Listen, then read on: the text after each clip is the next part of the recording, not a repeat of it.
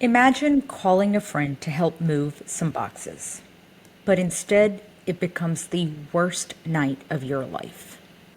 A night of horror where you're tortured, held against your will, raped, beaten with a hammer, dragged by your hair, and locked in your own attic.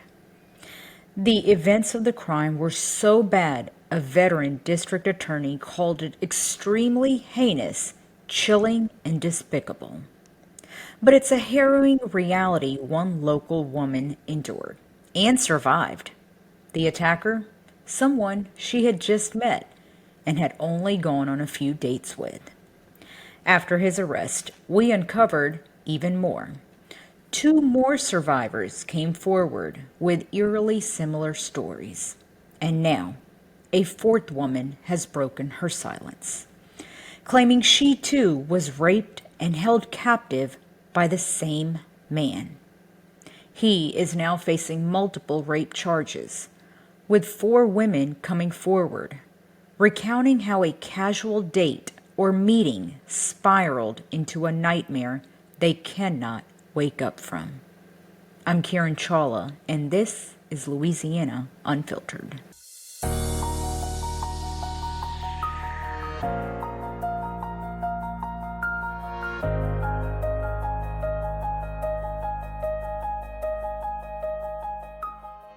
Hey everyone, I'm Daniel Brown, executive producer with Unfiltered with Kiran, and this week we are going to be diving into a case that is very tough. A lot of the details you're going to hear are not easy to talk about.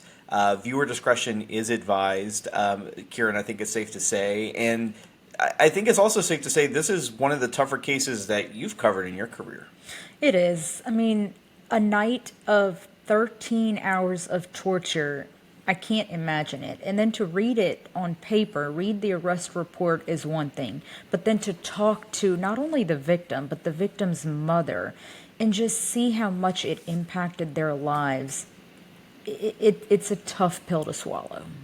Yeah, I can only imagine because it impacted me just hearing it from her and reading the details. And, to kind of set it up a little bit, Kiran, we usually get what's called a probable cause that lists a lot of the details in the case. It goes almost step by step, a play by play, if you will, of the crime that happened. And we get these in a lot of the crimes. When it comes to crimes that are sexual in nature, violent in nature, some of the details are hard to kind of read. But to read it on paper, and to your point, and to hear it from the victim are also very it's complex because they fill in some of the missing blanks that we get in these probable cause reports.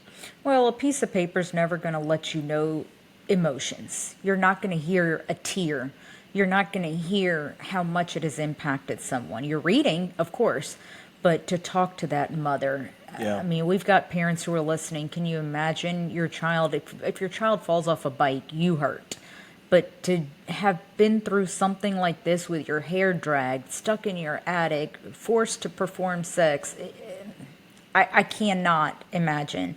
And then to talk to the victim, she survived this.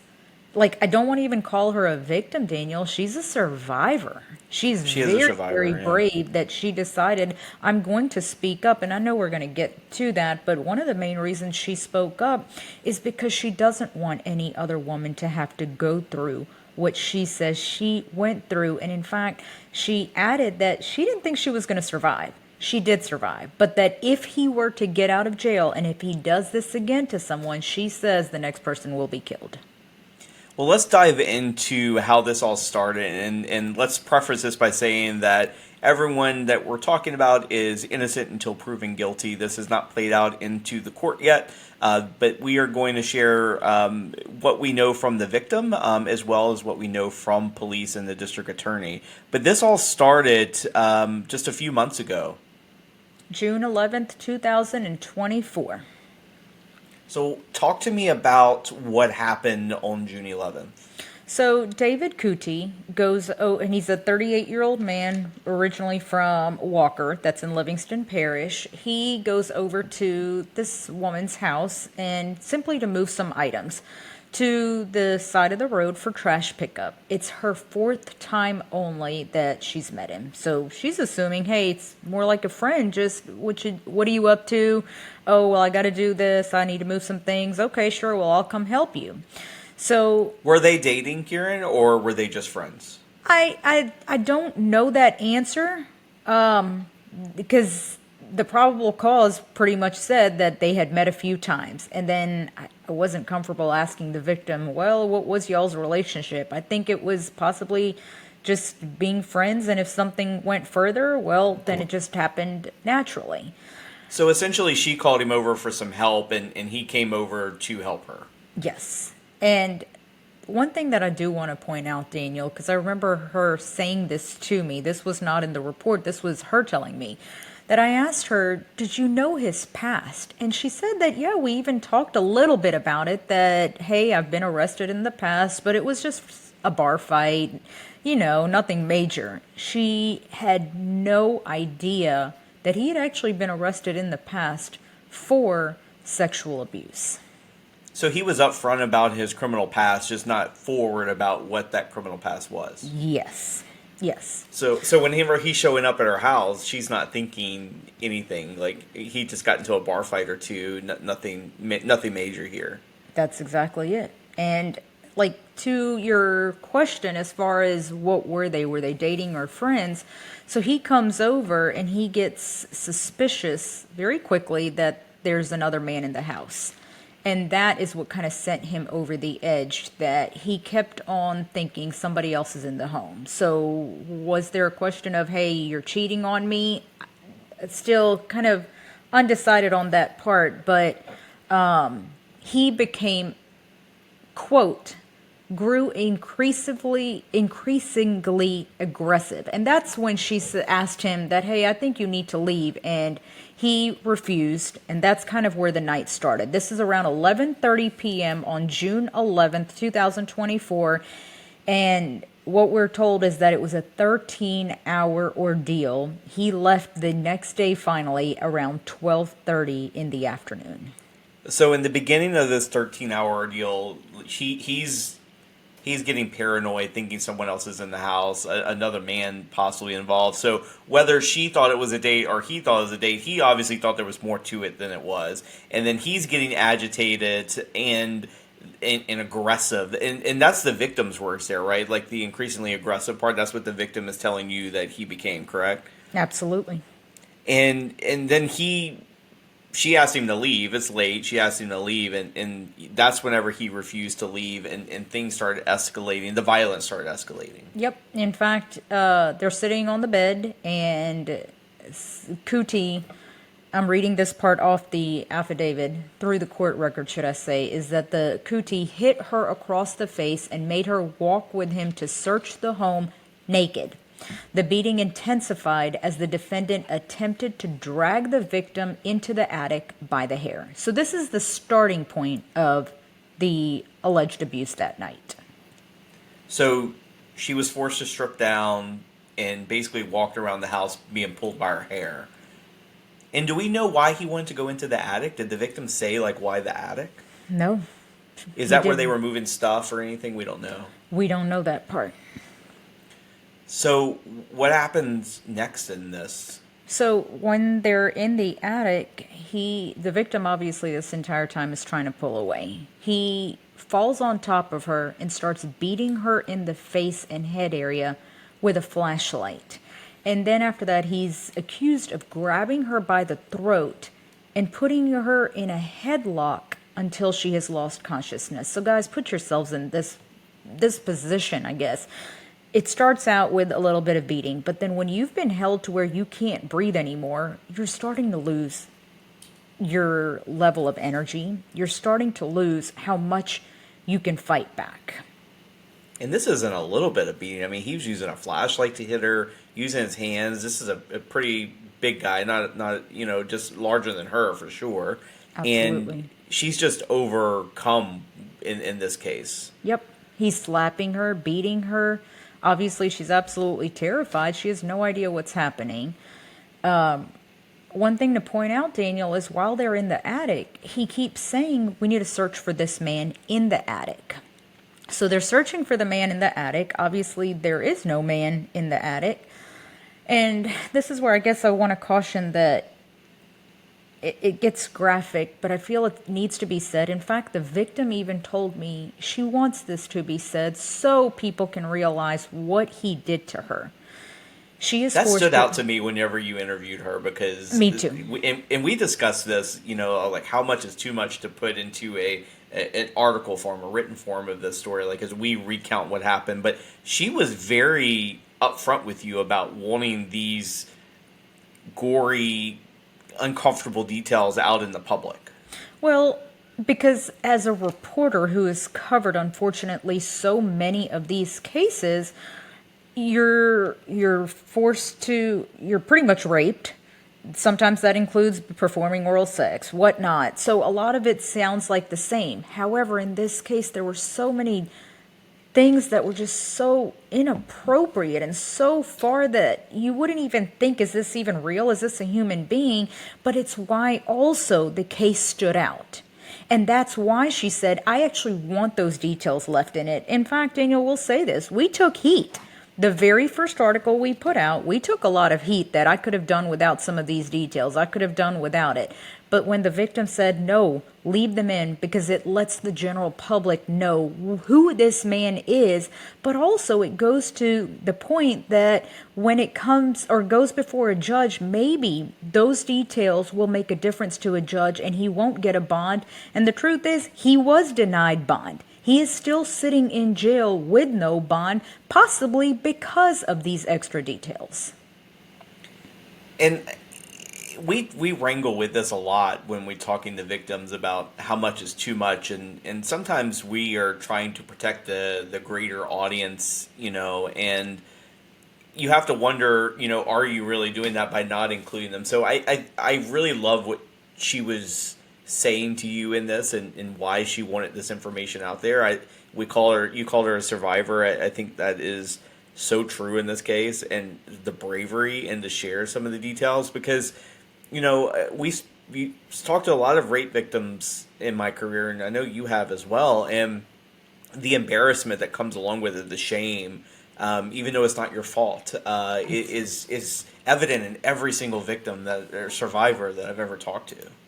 And Daniel, I mean, obviously in journalism, you never reveal the victim of a sex crime. Even if you know who it is or the identity, you do everything in your power to protect their identity. And obviously, all the 4 people we will be mentioning, we never say who they are, and we do our best to make sure we protect to where the viewership cannot figure out who they are. So, and I want to go back to the attic because, Coutee here was very paranoid about this other man. I mean, he's looking through the house for the other man. He goes into the attic with another man. He's up there allegedly physically abusing her, according to the victim, forcing her to perform oral sex, raping her in the attic. They come out of the attic, and the paranoia kind of continues whenever he finds 2 cups that are in the trash. And that paranoia about someone else, another man, comes back to the surface during this incident as well. It does. And Daniel, I remember even saying this to you, that just reading this, the woman inside of me said, dear God. I think I was already shaken up before I spoke to the victim just from reading this. And I remember it took me a long while to even write this article because of, number one, the sensitivity, but number 2, I had to get over the shock myself to be a journalist and write it. But I want to read this part out. This is picking up right after you said that he's now found 2 cups in the garbage, so he's really paranoid now that there's another man. This is verbatim.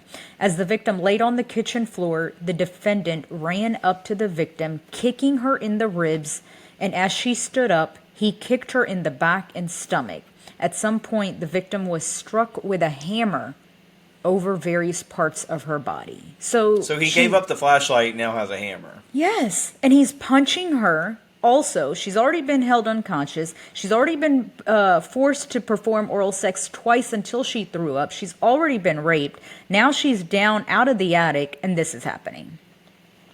And I just, what's going through your, because this is happening in her house, like, and it's, you can't get away. It's that also kind of adds to this story because, she's trying to get away, but it's her own house. Like, how do you get help? Especially, despite what he thought, there was no one else in the house here. Absolutely. And it still wasn't over, Daniel. He's still demanding with a shower wand at this point, demanding, who is the guy? Give me a name. Give me a name. And again, put yourself in her shoes at this point. She says, I just made up a name because I'm thinking. She made up a name. She made up a name and just said, so and so, this is him. And thinking that, okay, it will finally end this night of torture. And instead, he, again, quote, drugged the victim around the residence where she begged him to leave her alone because she felt like she was dying. It's still not over. He raped her again, allegedly. So part of the 13 hours that this is happening in her house, she was raped multiple times. She was beaten multiple times. This is just, I think about how long 13 hours actually is, and it's a significant amount of time, especially when you're going through something like this. Yeah. You're probably absolutely assuming this is it for you. And what happened to her? I mean, she's physically harmed here. Like it's evident on her body, and some of the probable cause report kind of lists some of the injuries that she sustained in all this, and they're pretty horrific. Absolutely. So she obviously goes to the hospital the next night after he leaves, and she thankfully is alive. She goes to the hospital. They perform a DNA test, obviously a rape kit, should I say, and the officer wrote in his report very, very, very detailed that she had marks at least on 50% of her body, a ruptured eardrum, which affects her ability to hear, low pressure in both eyes due to being hit repeatedly in the face by Coutee with a closed fist and a flashlight. Daniel, for 1 second, think about that. You've been beat with a hammer, a flashlight, a fist. You've been kicked all through your body. The hammer. She can't even open her eyes. She's so badly hurt. I mean, that low eye pressure. I mean, that means you can't hardly open your eyes to see. So you can't hear. You can't see. It's your body starts shutting down in a lot of ways in these cases like this. Absolutely. It's almost like, was he even human in that very moment, or did something come over him? And it's interesting that you say that something came over him, because through what police have said and what the victim here is saying, it almost sounds like he did have some kind of psychological issue with like the paranoia of another man being in a house. So obviously something's not right. Something's not clicking there. To be paranoid enough to beat someone over 50% of their body and to cause these injuries it's just, you wonder why, and we'll never know why probably. No. But to have that amount of paranoia, I mean, paranoia can cause some crazy things. It absolutely can. And so Daniel, he gets arrested a few weeks later, June 25th. He is arrested for this charge. So how did the arrest come about, Kiran? He lives in Walker in Livingston Parish. I believe he was picked up from his home. So he's picked up in Livingston Parish as a fugitive for East Baton Rouge Parish. And to kind of break that down, what that means is that East Baton Rouge Parish puts out a warrant that we're looking for this guy. He is wanted. Livingston Parish, not sure why, they come across him, could be a traffic stop, whatever, and a warrant is out. They pick him up that, hey, you're wanted out of East Baton Rouge Parish. They hold him in their jail, and the charge is first-degree rape, along with a slew of other charges. So he gets held, and that way East Baton Rouge can now come and pick him up because they know where he is. And that's kind of how the process worked. And then he's transported to East Baton Rouge Parish, where he's charged with first-degree rape along with several other charges. Now, again, going back to what you and I talked about, one reason the victim said leave some of these heinous details in it is that she wanted to make sure he never gets back out. For every other charge except the first degree rape, he was given a bond of $250,000. So 12%, I mean, it would be just over 25,000. However, on the first degree rape, he was denied bond, and he was actually held for a previous case, which is kind of something that sparked our interest of, wait, what do you mean by a previous case? And so the crime happened. So he lived in Livingston. The crime happened in Baton Rouge. So the victim lived in Baton Rouge. And you're hearing all this and hearing the charges and all that. And the victim, I keep going back, Kiran, because I've read your transcript of the interview with the victim. And the one thing that just raises the hairs on the back of my neck is when she said, "I'm lucky to be alive," and kind of going back to what you were just saying, that really comes through in this. Yeah, and Daniel, at the end of the day, we're journalists, but we're also human beings. It was probably one of the toughest interviews I've done because I put myself in her shoes. That does there come a point where eventually you just give up, that it might be easier to die than keep on going and going? And that's how I felt that she felt. But then the willpower to keep going. And yes, when she said I'm lucky to be alive, it was almost that I'm holding back tears to do my job as a journalist. And I don't even know, Kiran, if it was so much of, fighting to survive. You can fight to survive, but when you're sustaining those kind of injuries and getting hit with flashlights and hammers and all these things, I mean, at some point you just think you're going to die, no matter how much you fight, that, this is going to be what takes me out. And that's kind of what she said in this case, that she felt like she was going to die. No matter how hard she was fighting, she just kept getting beaten and beaten and beaten and beaten. And I mean, your body can only, no matter how much you fight, your body can only take so much. Exactly. And Daniel, I'd like to read a few quotes from her of what she told me. One of the big reasons she spoke up was that she wanted to ensure that, one, he doesn't get out of jail, and that, two, nobody else becomes her and falls victim. So this is her verbatim. If he gets out again, he will probably do it again because he's very charming. He seems very normal. He did not come off as a rapist or a guy who was abusive towards women. He came off very loving and very sweet. And then he flipped a switch. So if he gets out again, he will kill the next person. He threatened to kill me. So what's that tell you? She went on to tell me that I felt like half the night after he beat me, after the 10th time of him hitting me in the head, I was pretty sure, one, I had a concussion. Two, I even felt like I was going to die because he told me he was not going to leave till Friday morning.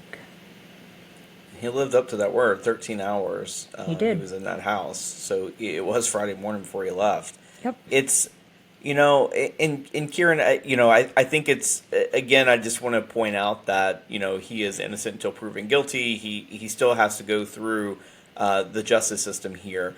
But this got you and I digging into this case and into David Coutee and into his past. And we uncovered a lot.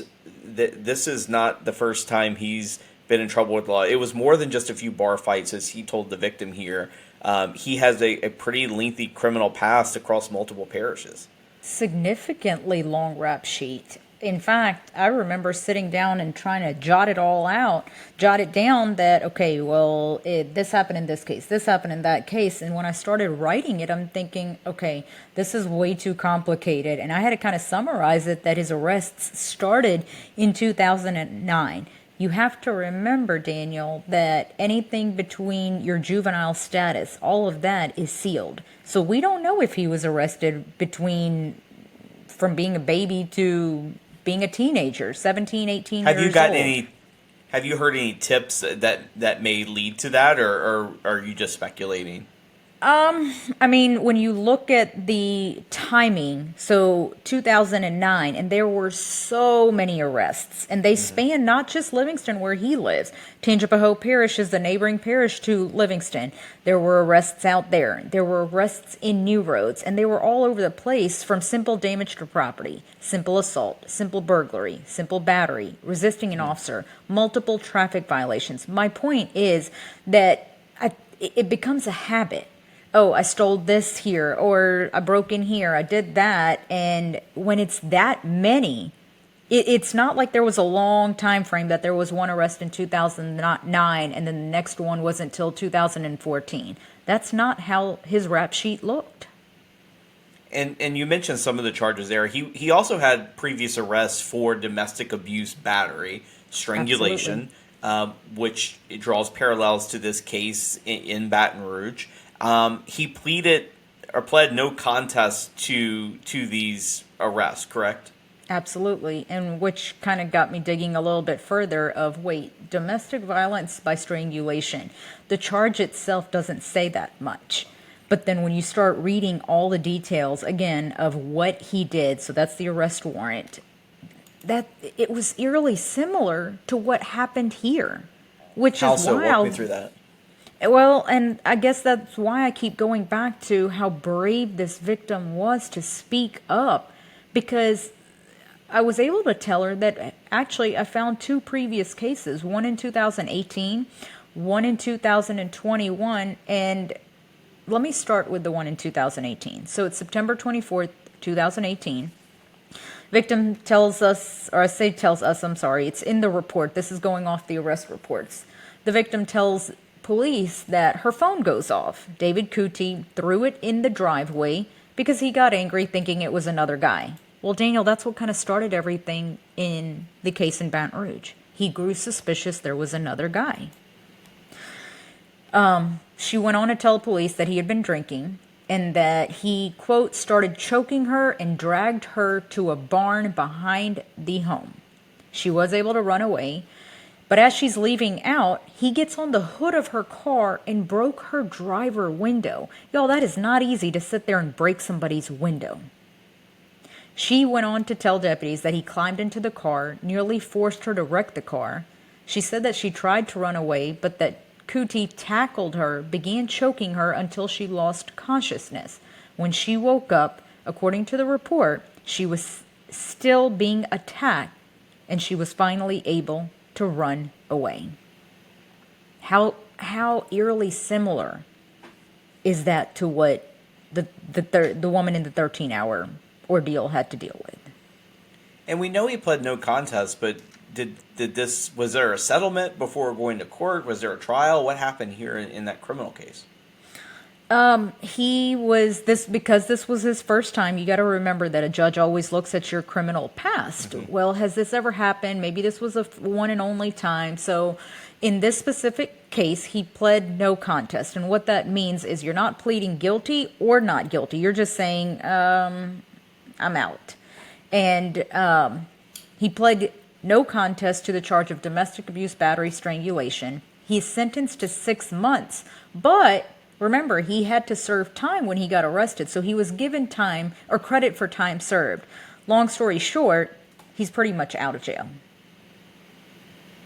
And I'm sorry, Kiran. I'm just sitting here as a normal person, but when you hear about the victim's story about what happened and how she was dragged and strangled and her car window beat out, like, even if it's your first time, there are some crimes that are just so like OMG that you're just like, how are you out of jail?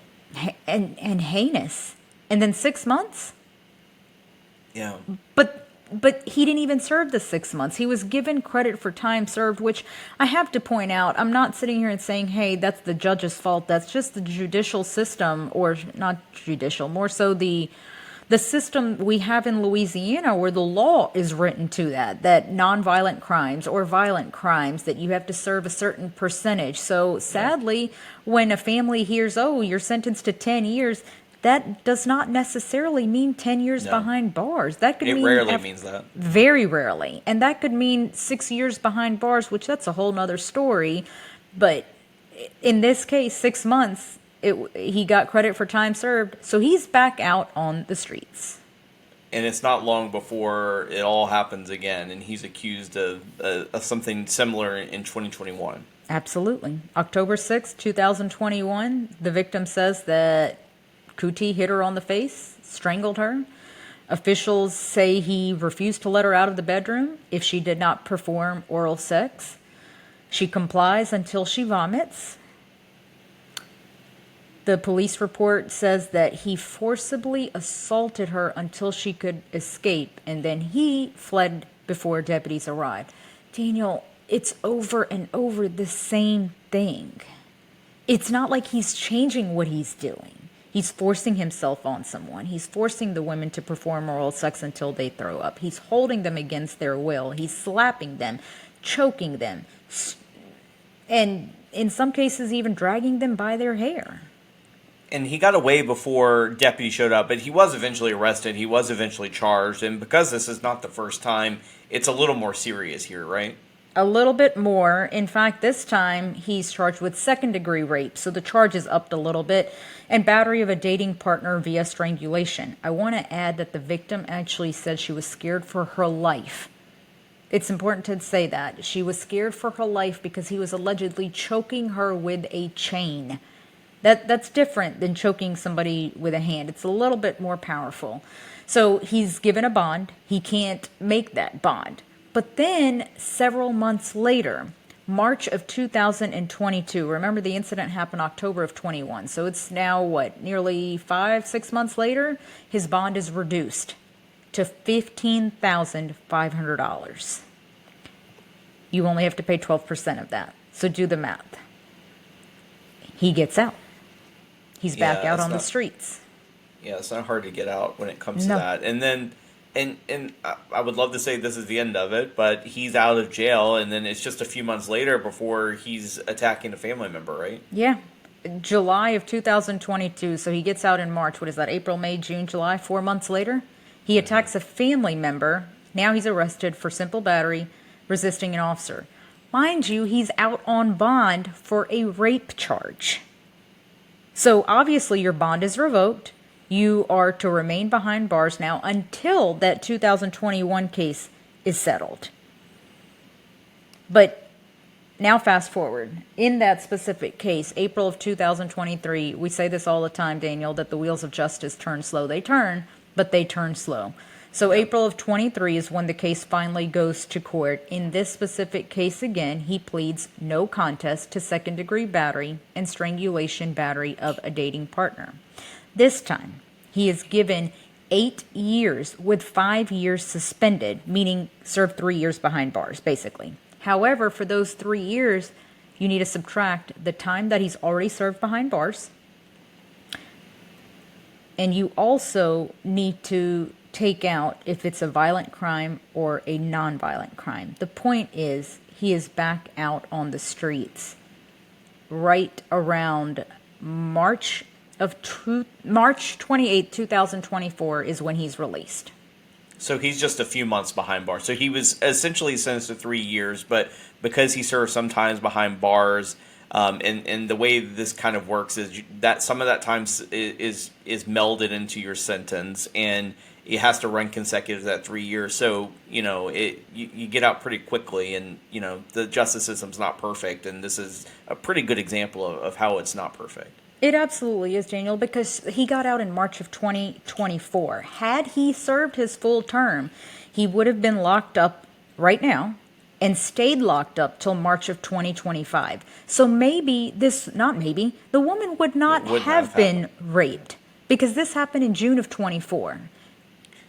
And Kiran, this is a whole nother podcast that we could get into, but I think it's important to talk about because these instances come up a lot with violent crime, and if the victim would still been in jail, this would not have happened, and there are a lot of holes in our justice system, and this is really one of them, right? Like you're sentenced to 8 years 5 years of that suspended. So like, why not just sentence him to 3? Like, it's all like a technicality kind of thing. And then you're only really serving a few months before you're kind of out, and you're on parole, but that doesn't really mean a lot. And Nothing. these cases keep coming up. We have seen murderers get out of jail and kill again because of this kind of sentencing. We've seen other violent crime suspects released from prison early, and they repeat. So we got a whole, like I said, it's a whole nother issue that we can't get into today. But this highlights that problem not only in Louisiana but across the country. Absolutely. Absolutely. Because he should not have been out. And I guess, to me, you're going to sit here and say, oh, well, that's considered a violent crime or that's not considered a violent crime. Choking somebody with a chain, forcing them to perform oral sex, Yeah. to me, that's pretty violent. I'm sorry, but you need to be serving every single day of that 8 years. And had he, there probably would not have been I keep saying probably, I'm sorry, there would not have been the victim in the 13-hour case. But then, Daniel, it gets even worse. That wasn't the last victim. Some of this is a judge in the case, and some of this is just the way the law is kind of laid out. He is now behind bars without bond, so bond's not possible. So he'll remain theoretically behind bars until trial for this most recent case in April of 24, correct? Absolutely. And I guess let me explain this system a little bit more. Yes, the law is written the way it is. So he did get out after serving only a few months pretty much of what he was sentenced to, the 8 years, 3 years, whatever you want to really call it. However, if you violate the conditions of your probation and parole, you're locked back up. And in this case, that's exactly what happened. Because he went out and allegedly committed another crime, the 13-hour ordeal, he has violated the probation and parole. So now he's locked up and he's denied bond for that. And number 2, it's a first-degree rape. So he's locked up. He's locked up in the Livingston Parish Jail. He had to go to East Baton Rouge Parish where he was charged for first-degree rape. But now he's back in the Livingston Parish prison. And two, these cases, we now have basically 2 jurisdictions that are kind of working this, and the hope, well, not the hope, but the thought is that more victims could come forward after, especially the survivor talking was so brave to kind of tell her story. There could be other victims out there that kind of surface, right, before the trial. Absolutely. And Daniel, I remember, again, her reason for speaking up was that if you have been a victim, come forward. And just a few days after he allegedly did what he did to her, 4 or 5 days later, there was another case. This time it was at his house in Walker. And so he's locked up in the Livingston Parish prison. And I still remember when it came out, I'm thinking, David Coutee, wait, we already covered this. No. This was another case. It was another woman coming forward that June 15th of 2024, mind you, the 13-hour ordeal was on June 11th. So this is literally just a few days later, he strikes again. This time it's very similar. It's the woman he's known for 20 years. They reconnect on social media. They meet up, and it's a consensual sex on June 15th.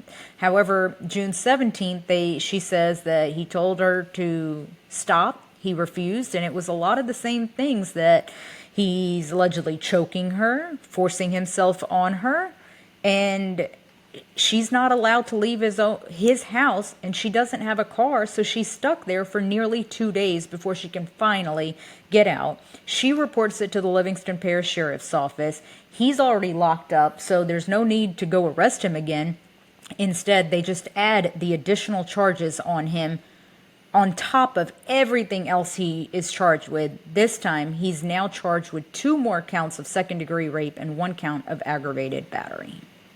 And I'm glad that, he's behind bars, because this is allegedly a serial attacker, someone who has repeatedly abused women, sexually assaulted women, all those things. And what's interesting, Kiran, and we see this a lot, but it's really interesting in this case for some reason that every single one of these attacks are very similar. Like, they're the same MO in almost all of them.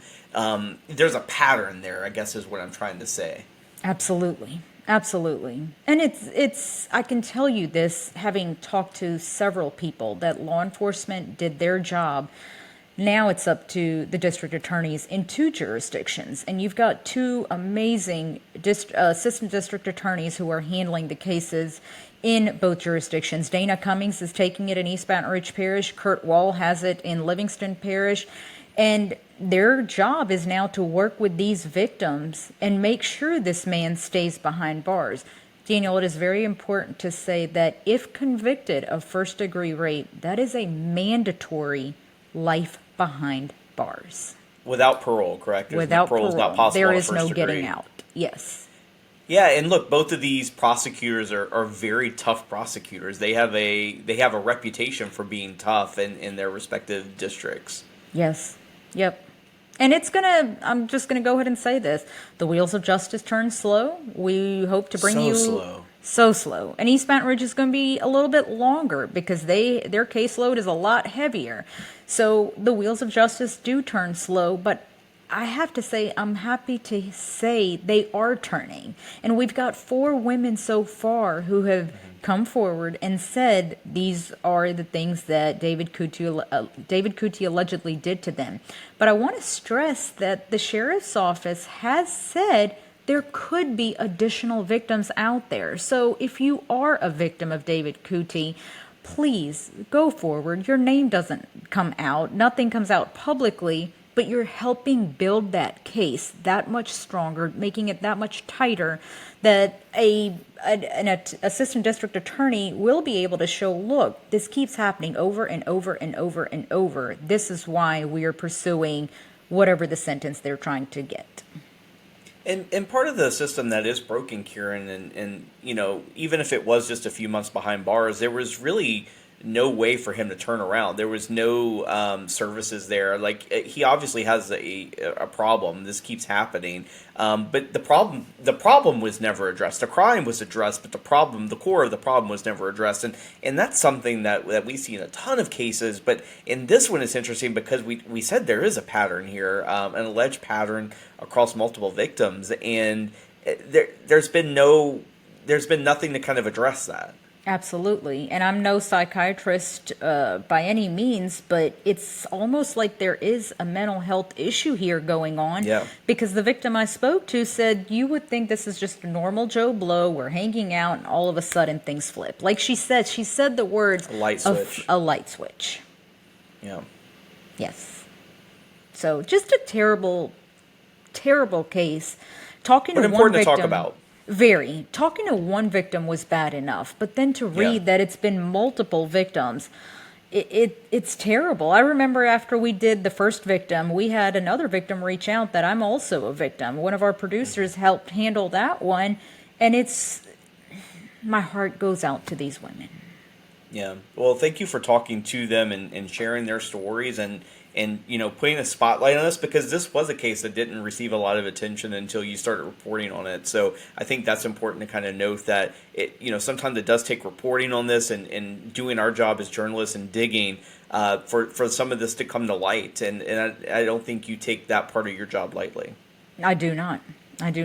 And thank you, Daniel, for joining us. And I guess I just want to stress that anybody, it's not a David Coutee thing, anybody, if you've ever been a victim of a sexual abuse, don't be afraid to speak up. I know Daniel kind of said this in the beginning, that the finger sometimes is pointed at you, that you're at fault. You put yourself in that position.